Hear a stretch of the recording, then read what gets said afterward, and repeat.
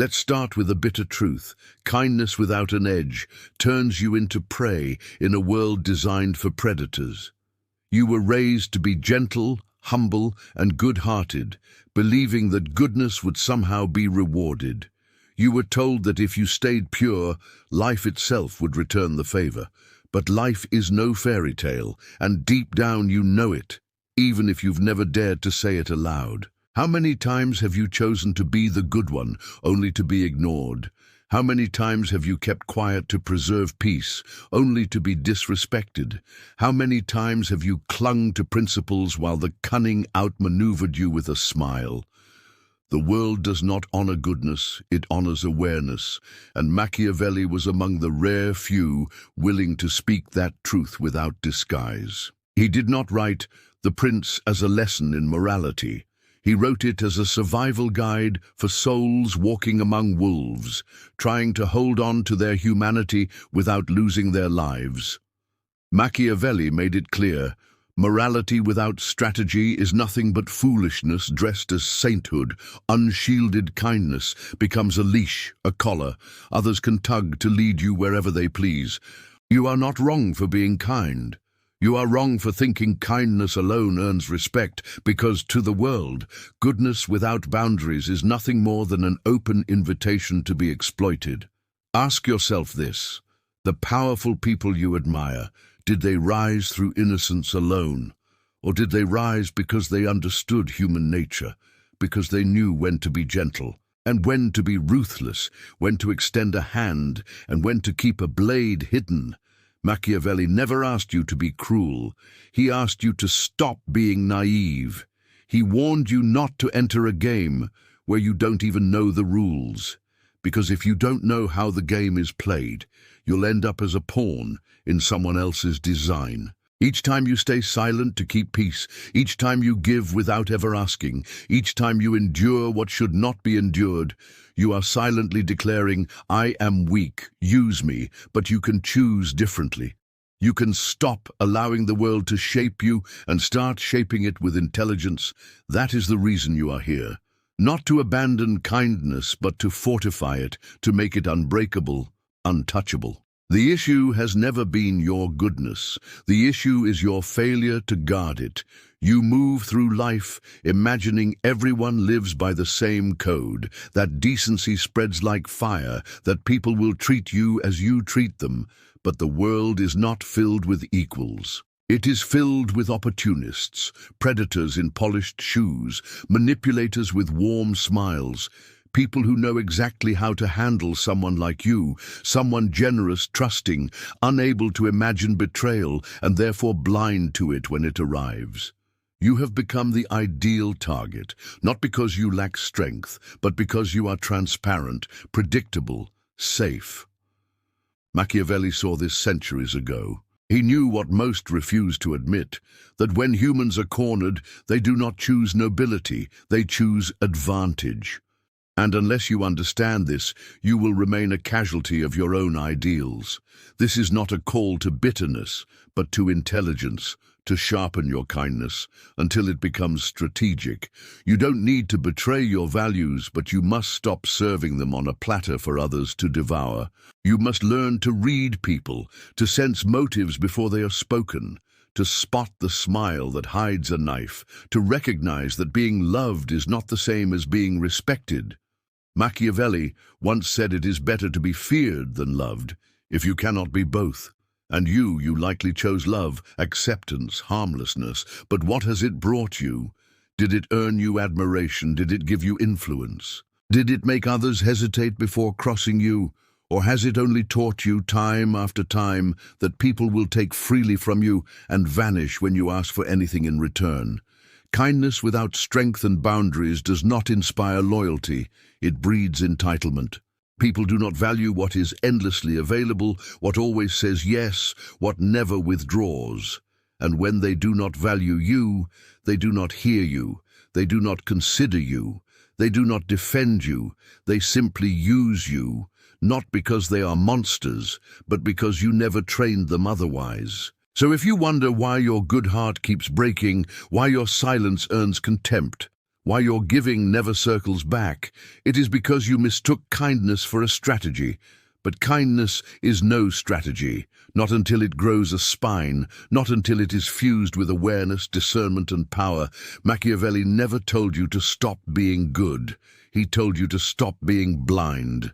You weren't merely seeking love. You were starving for approval, for validation, for the nod that whispers, "You belong." You learned to survive by pleasing, by shrinking, by smoothing every rough edge of yourself just to avoid rejection. And over time, that survival tactic became your identity. You became the agreeable one, the peacemaker, the predictable man with the polite voice and invisible presence. You convinced yourself that was kindness. But in truth it was erasure, because here is the merciless truth Machiavelli would breathe into your ear. The world is not ruled by the lovable, it is ruled by the unreadable. When you crave to be liked, you soften in places that demand steel. You compromise when you should stand firm. You grant second chances when silence would have spoken louder. And slowly, the world stops seeing you as a man to remember. It begins to see you as a man to use. Machiavelli wrote that it is much safer to be feared than loved if one must choose. And this was not a call to cruelty, but an acknowledgement of human nature.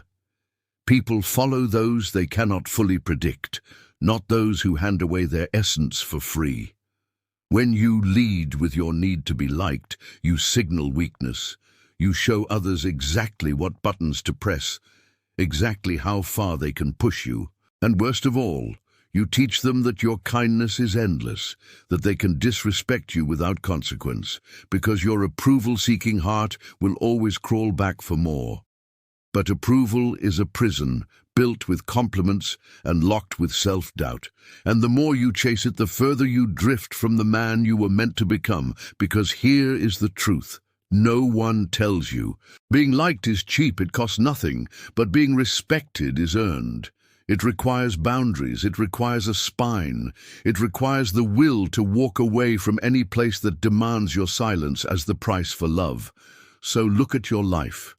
Look at the places where you have given too much, stayed too long, tolerated too quietly, and ask yourself if it was kindness or fear. Because if you refuse to face that truth now, you will keep repeating the same lesson. You will keep smiling through disrespect, keep apologizing for your needs, keep waiting for someone to see your worth without you ever demanding it. But they won't.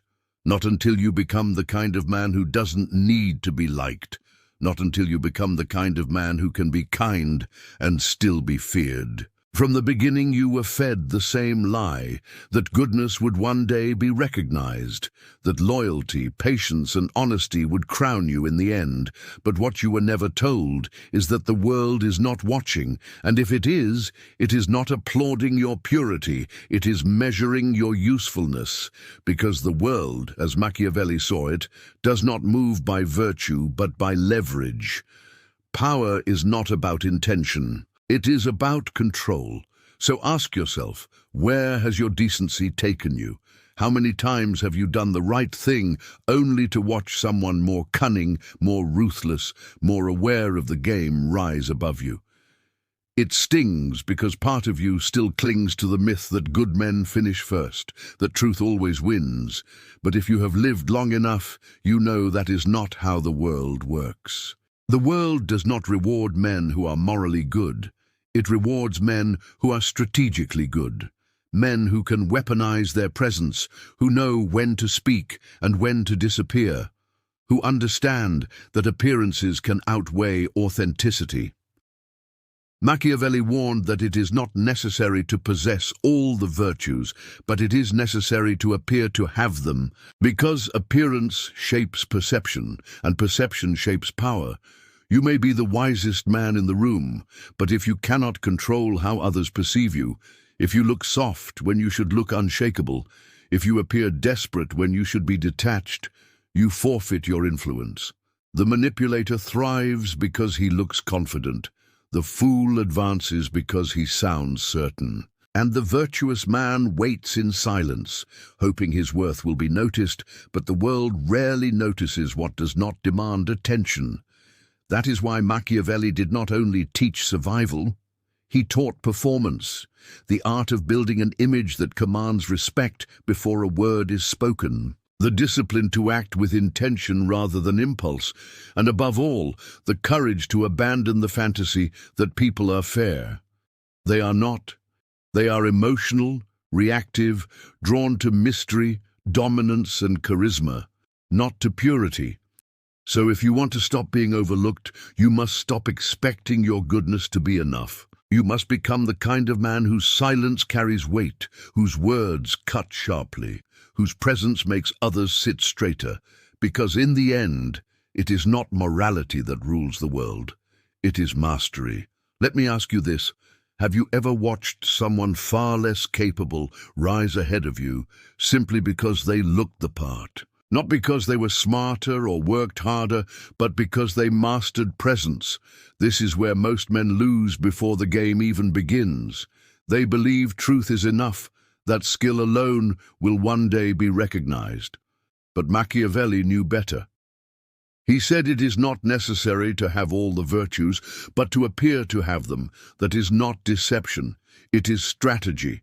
Because in the eyes of the world, you are not what you truly are, you are what you appear to be. People do not see your inner character, they see your posture, they hear your tone, they read your confidence or your hesitation, and they make judgments in an instant. If you appear uncertain, they will treat you as uncertain. If you appear passive, they will overlook you. If you appear soft, they will challenge you. And it will not matter how capable you are behind closed doors, because power is not only about what you hold within, but how well you project it into the room. The truth is, people follow what they perceive as authority, even if it is only a facade. And that is why the loudest and most confident fool so often commands more attention than the quiet, intelligent man, because he understands the one truth most good men never grasp. You must master the narrative of yourself. You must learn to curate your presence, the way a king curates his image, not to please others, but to control the terms of how others approach you. Because if you don't define your value, they will, and when they do, they will almost always undervalue you. You don't need to pretend, but you do need to present. Power is not only held, it is projected. Respect is not only earned, it is signaled. So stop waiting for people to see your worth someday. Start showing it deliberately. Machiavelli wasn't teaching arrogance. He was revealing the truth that polite society hides, that appearances govern perception, and perception shapes reality. It's not about being fake, it's about becoming undeniable. Power isn't always loud. The strongest in the room often speak the least, because words can be used against you, but what you withhold builds mystery, and mystery builds control. Machiavelli knew this. He wrote that a prince must know how to conceal his intentions, not because deceit is noble, but because full transparency in the wrong hands is suicide. Most people think speaking up is strength, that saying what's on your mind wins respect. But often it only gives away leverage, because once others can predict your thoughts, your values, your next steps, they own a piece of you. And when you are predictable, you are no longer a threat. You are manageable. Strategic silence isn't about pretending. It's about protection. It's about knowing what to reveal and what to keep buried. Think about how many times you have over-explained yourself, desperate to be understood, only to end up dismissed or ignored. How many times have you trusted too quickly, revealed too much, and watched that same truth be used against you? That is not honesty. That is weakness in disguise. In a world full of watchers, those who control the flow of information control the board. The less people know, the more they are forced to respect the space around you, to wonder, and hesitation is power. You owe the world nothing. Not your thoughts, not your explanations, not your vulnerabilities. Every word you speak should weigh something. Every sentence should be deliberate, measured, precise. Because when you speak less, people lean in, they listen, they replay your words, searching for meaning between the lines. That is influence. The man who never stops talking is cheap, forgettable, replaceable. But the man who pauses, the man who lets silence do the heavy lifting that man commands presence, strategic silence is not weakness. It is armor for those who refuse to be read too easily. So stop flooding the air with noise. Stop giving people the complete map of who you are. Leave gaps. Let them wonder. Let them guess. Because when no one knows exactly what you think, no one can control you. And that is the kind of power no one challenges. If people can predict you, they can control you. It is that simple. Machiavelli did not just study power. He studied fear. And he discovered what history proves again and again. Predictable men are disposable. The unpredictable are dangerous. When people know your reactions, they can plan around them. They can manipulate your emotions. They can trap you with your own habits. You become a puppet not because they are smarter, but because you are too easy to read. Think of the times you have responded the same way to pressure, rejection, disrespect, or conflict. And think of how easily others exploited that pattern. They knew you would be soft, safe, unwilling to surprise. But here is the shift. The instant you become unpredictable, the balance changes. They no longer know if you will stay or walk away, forgive or disappear, respond with calm or with cold indifference. And that uncertainty creates tension, it creates distance, it creates respect. Because people do not fear cruelty, they fear unreadability. The man who cannot be boxed in, the man who smiles without revealing intent, the man who can go silent and leave them guessing. Unpredictability is not chaos, it is controlled mystery. It is keeping enough of yourself hidden that no one can pin you down. Because if they cannot predict you, they cannot prepare for you. And if they cannot prepare for you, they hesitate. And he who makes others hesitate controls the game. So break your patterns, refuse to be defined by your past behaviors. Say no where they expect yes. Disappear when they expect you to appear. Speak only when silence would be safer, because your unpredictability is not confusion. It is control. It is a shield.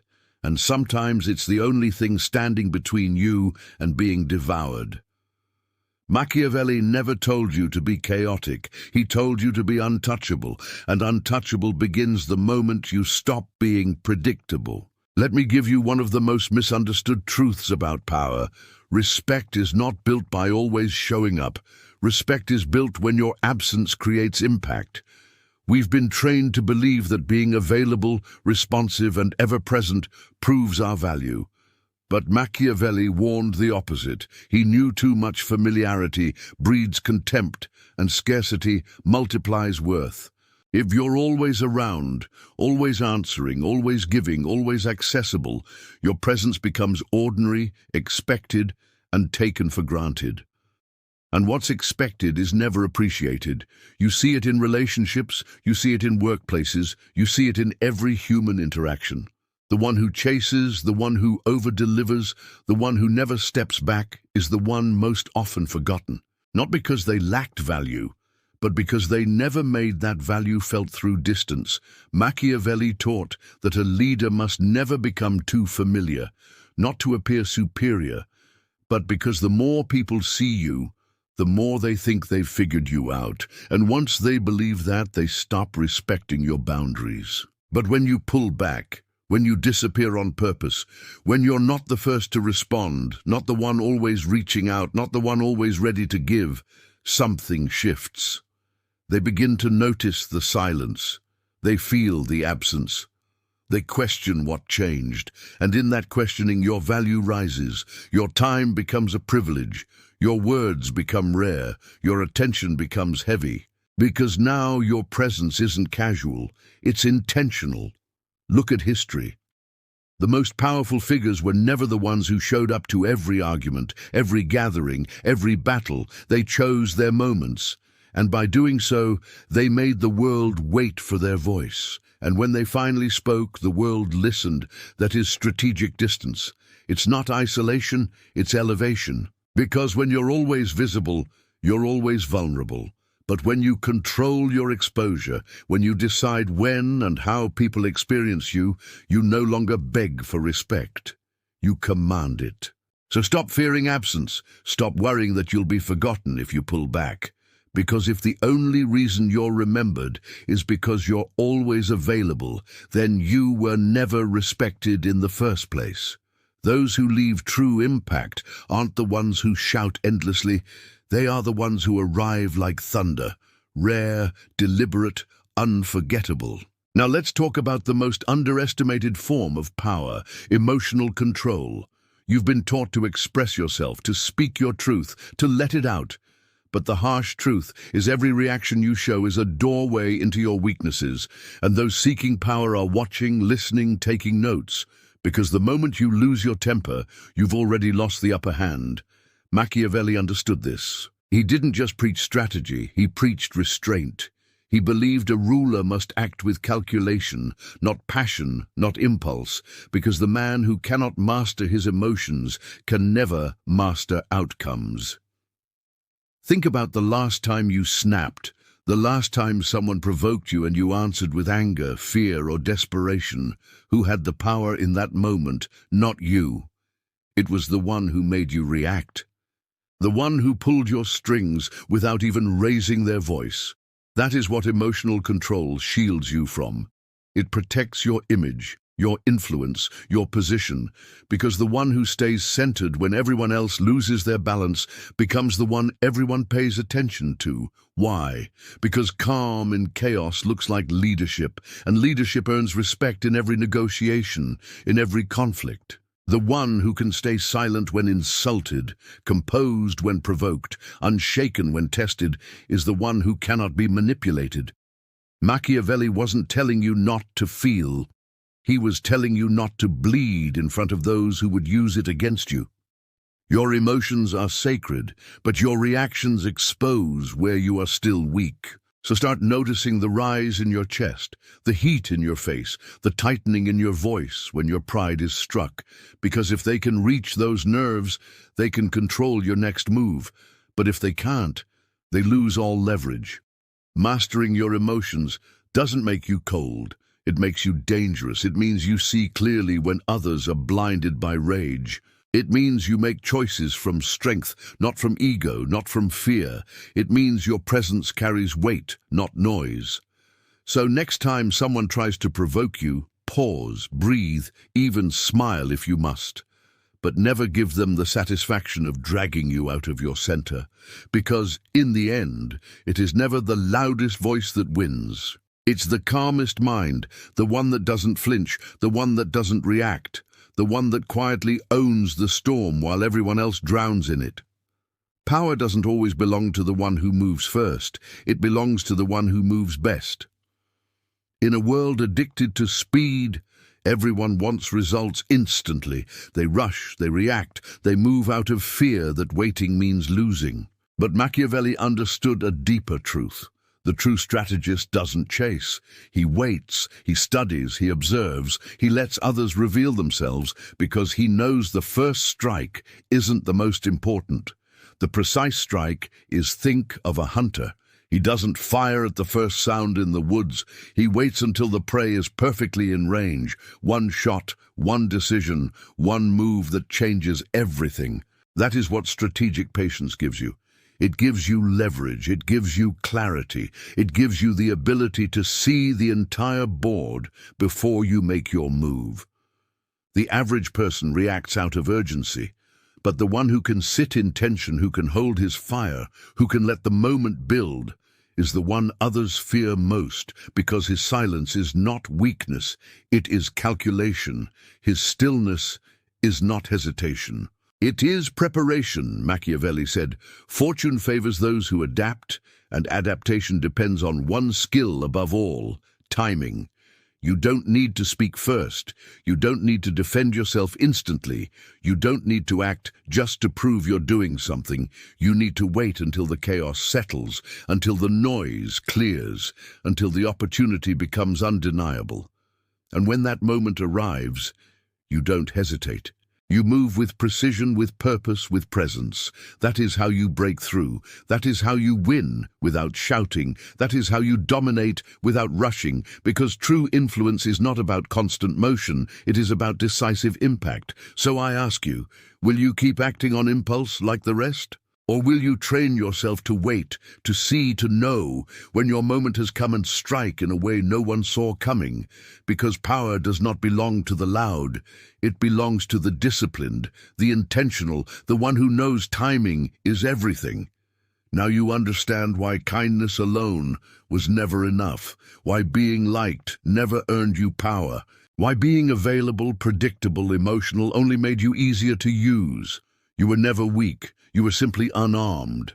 No one taught you that silence could be strength, that distance could create desire, that unpredictability could be feared more than confrontation, that image isn't vanity, it's leverage, that emotions, when unchecked, become your own chains, that timing itself is power.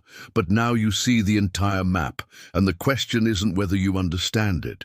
The real question is whether you're willing to become the anomaly. Because if you return to the old game, chasing approval, explaining yourself, reacting to every move, you will drown in a system built to devour the obedient. This world was never built to reward virtue.